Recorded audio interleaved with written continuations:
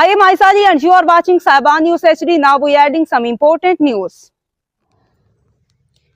According to the report of our Bureau Chief Europe Chaudhry Wasim Ahmed from Rochdale, the Mayor of Rochdale and Councillor Shakil Ahmed met Vice Chairman Overseas Pakistanis Commission Punjab Barrister Amjad Malik in his office Rochdale, and Chaudhry Khalid Mahmood also attended the meeting.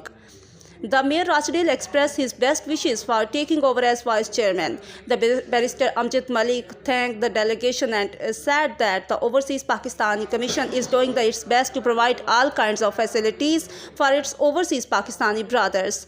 Direct flight of PIA and passport visa service from the UK to Pakistan is proof of how we are trying to solve the issues and welfare of overseas Pakistanis. We have set up a portal to resolve the complaint of overseas Pakistanis on urgent basis. The government understands the pain of overseas Pakistanis and is trying to provide them with all kinds of facilities. Barrister Amjad Malik has also invited Mayor of Rochdale to visit the Overseas Pakistani Commission Punjab office. For more updates, connect with Saiban News HD.